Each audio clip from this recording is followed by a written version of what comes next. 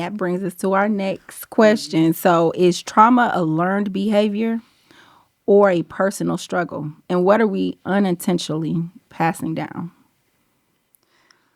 Ooh. That's what we just talked about. Yeah.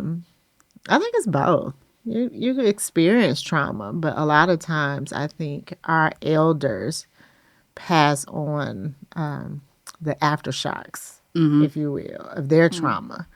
So you have your parents and your grandparents, the little, like I said, the aftershocks of that. And then you're experiencing your own. So it's like it's compounding each generation. It's Yeah. stacking. Yeah. It is. I agree that it's definitely stuff being Yeah, I passed think- down. Like just after that loss, just learning about all kind of suppression that was going on and like things I went through with my mother, and the same thing happened to her, but nobody did anything for her. So how can she do anything for us? Like it be automatically like passed down, but it got to stop somewhere. So, like, even one of the things that I recall growing up, like, we used to get whoopings, beatings, if you will. You know what I mean? Like, I was, Switches off the tree. yeah, no, Go give me a switch. a cord right there. Let's grab the cord, So, like, my dad used to give me the business, but like, that's not. And when I first had my first child, I was like, oh yeah, spankings. You getting spankings. You're not listening. You getting a spanking. But that's something that I had to learn.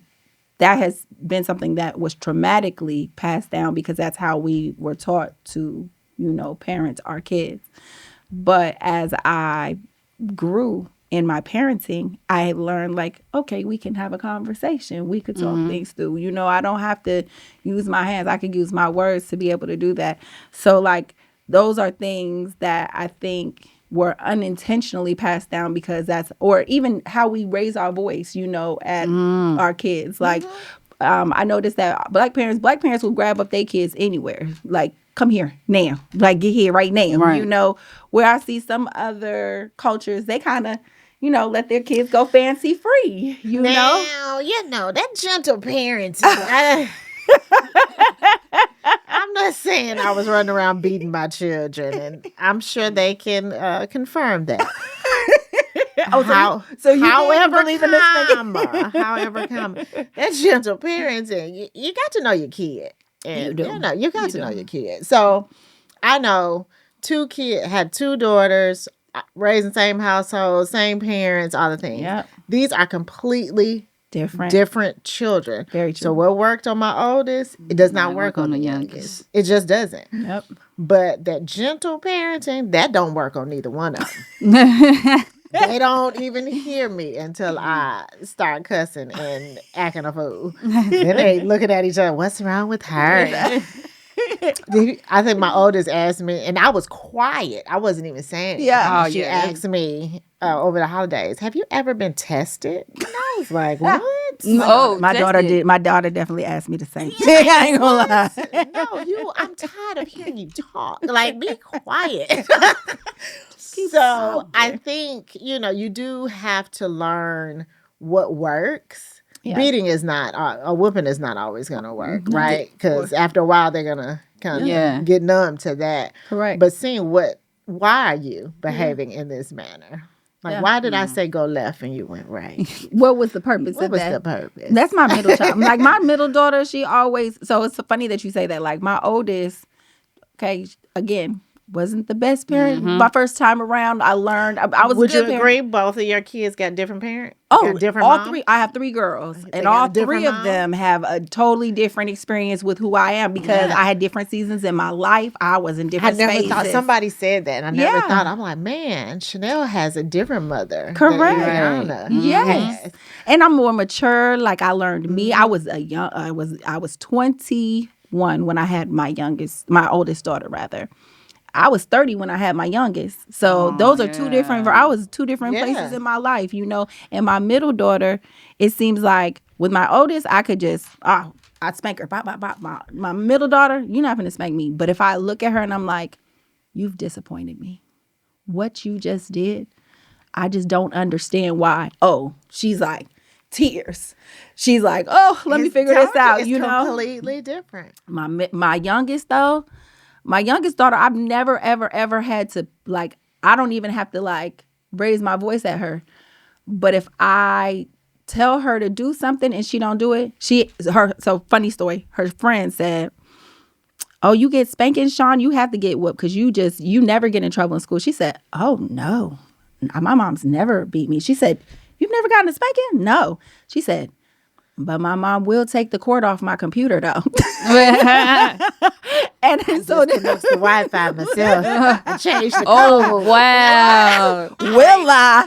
Listen, Like- you thought you had the Wi-Fi code. Joke's on you today. I did not tell you to take. I told you to take that trash out. Baby, a friend Man, told 'cause, me, hey. I was venting. He said, change the Wi-Fi password. Oh man, I said, That's Sure will. God. baby, that crazy. was the key to the kingdom. That is That was the key to crazy. the What? kingdom. Because, see, I was working too hard. That's I was right. working too hard out here That's with right. the children. I was trying to do that parenting, with the codes and, Yeah. I was the only fool locked out of everything because I I would think- forget the codes. They would find workarounds to get to where they had to go. So I said, well, I am smarter than a fifth grader. That's I'm right. going to figure this out. And when he said that, Yeah. I said, oh, I have won. Oh, I believe it. I believe in Wouldn't that. I matter. told my sister that the other day. She's like, he just won't get off the game. I said, girl, turn that Wi-Fi off. I will change the code in a New York minute. They love My we love TV, the the only technology, TV man. working. Yes, The what? phone. I used to see them running to their rooms. Is your TV working? Is your phone working? My iPad not working. I'll be in the bed. Time to say, This conversation remind me of this book that I was reading. I don't even remember what it was called, but I remember this. It was like basically that when a parent has a child and you're a baby and they get spanked for doing something that they don't even know is wrong. Like when a baby is touching something that they not supposed to, and then you spanking them, but they don't even know that they in the wrong because they babies. And it talked about growing up. That's when you start to unlearn a lot of things. So yeah, like that's what this Because conversation remind me about. Your mind makes a correlation. Okay, listen, I touched this thing and it's hot. I got burned. Yeah. I know now this item right here, if I touch it, it's gonna hurt me. So now I know I make that distinguish understanding that this is gonna harm me, right? But then you have that child sometimes that's like, ooh, this is hot. I know it's hot. That was me. But I'm doing going this to to the urn. Let me play with it. Let me see. Oh, let me see if I take this and if I touch it, is it still gonna be hot? You have that. Yeah. So your kids do different things. So you do have to, like you said, you have to know your kids to know how you're going to respond to them. So yes, that is very true. Kids don't understand until they develop. like that they understanding. toddlers just doing. Yes, Yeah, exploring. it's- They're yeah, exploring. yeah. exploring. They're learning. What's up, everybody? It's your man Ty, and I'm super excited because it's here. Ollieism Part 2. It just dropped, people. It's here. Just in time for Christmas. These are great stocking stuffers. OllieLifestyle.com. Go and pick up your copy. You can get it for your wife, your husband, your boyfriend, your sneaky link, whoever you want to get it for, your children, your co-workers. Go get it. Ollieism, daily affirmation book. It's to brighten up your day. When you wake up in the morning, you can read an affirmation, then you can journal. You can journal. Ollieism, Part 2. It's official. It's available now. OllieLifestyle.com. Go pick it up. Just in time for Christmas. There you go. Cop it. Come on, support. OllieLifestyle.com. OllieLifestyle.com. And just so, like, with the passed down traumas and the teaching and things of that nature, what I learned raising my daughters was having those real conversations. Yes, there was not always gentle parenting, but what I learned, especially as they got older, how they received the instruction, they received it better when they really felt that I understood what they were going through. Yes. Some kind of way as a child, you think your parent has always been this adult. But it's not a thing. Heaven. I was a person before I right. met you. And so I had to like really humble myself and start saying like, yes, I know what this feels like Mm-hmm. because this, that, and the third happened to me. That's right. And so when I started having those conversations, it opened up a whole new communication channel with us where they come and they say, hey, mom, this is happening, or, what do you think, or how do you think I should approach this? Because now they're like, oh man, okay, Yeah, I think that's the most I important. can mess this thing up, and she'll still Be help. open to hear me. Yeah, Yes. yeah, and I think that was like one of the I think that's the most important strongest part thing. of like healing generational trauma, like communication. You have to be open. One, your kids have to trust you to know that you're going to be their safe space, right? Yeah. Like if I blow up after everything you tell me, That's like, it. and I used to tell my girls, you could tell me anything, just don't lie to me, because I have to know that what you're saying, I have to be able to trust that. If you put me in a space where I can't believe what you're saying, I can't help it. move. Yeah, I can't help. You're you. gonna need. My mother used to tell me that you're gonna need me to believe you one day. But if you Correct. lie, I won't. Yeah. That's right. And if you put me in that space where I can't protect you from something, guess what? That puts us both in a vulnerable space, you know? So I think that is big. And it goes both ways, right? Like even with our parents, I think having that that space to have the open dialogue, to be able to trust what they're saying, even now as a grown woman, like I think it's very important, because we still, like, I still need my mama. I don't know about y'all, but like having that ability to be able to have that conversation and know that I can trust what she's going to say, and the information she's going to give me is going to, support where I'm going versus, and heal where I'm going versus harm me, is important. So, And breaking that cycle, I know in my family, it's my mother tell everybody it's 4 generations, 5, 4. I think it's 4 now.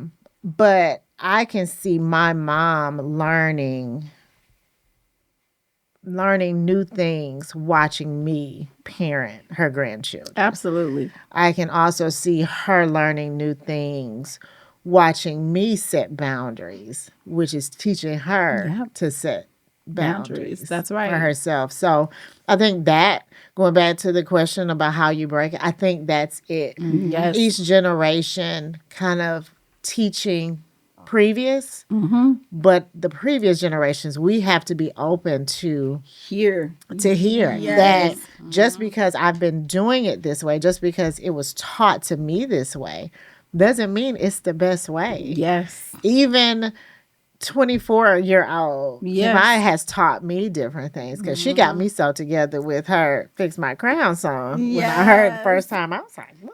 Oh, you have to put me on. I need to hear that joint. Hold on. Oh, you haven't heard it? Oh, I gotta all send the you the way link. together. I gotta send you the link. I was at the video shoot, and I said, okay. She didn't notice. I had got quiet in the corner. I was like, dang, okay, I need to get myself together. Yeah, you said that. I remember. Yeah, I remember. The mentee teaching the mentor. Okay, I feel you. But I think that's what it is. But we, as the older generation, we have to be open to it. But I think that's when you know you did your job, though, right? Because She makes me very, very proud. yes, when you give them the tools to be able to empower, us and the next generation, it's like, okay, I did my job. I'm very proud of the women that I've raised and the people that I've mentored. So being able to understand that, I think, is just very powerful. All right, we're gonna move to the next question. Why does vulnerability feel dangerous in Black relationships? Look, topic. Y'all want to start singing on the mic. Hold on. Wait a minute. I don't know. It's like, I sometimes think- it feels like everybody's just rolling around in all this trauma. Like, how can I be vulnerable with you? And You need to get sorted out your you stuff. need to sort out your Everybody, stuff. Go yeah. get you something. We had just started talking about, before you came, we were talking about, our relationship status, right?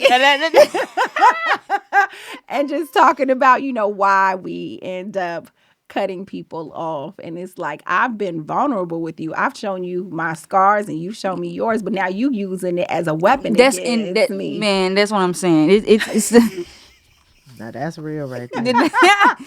because it's like Businesses. like I'm saying, this is why like that literally just happened to me, and this is why we don't like. I don't want to open up no more. And then it's like, at what point do I feel safe to open up? Like I'm talking about, if I'm opening up, you opening up, I created a safe space for you. No judgment, no nothing, no throwing nothing in your face. And then as soon as you get mad, you wanna bring Hurt it people, back hurt up. people. Hurt people. And those are the ones that I cannot be around in relationships, because how you throwing something in my face that you went through? You know, it's hard though. It's like when one person in the situation feels like their trauma is not as bad as your trauma. So they can kind of use, like you said, they Yeah, weaponize it. weaponizing it. You know, you did this.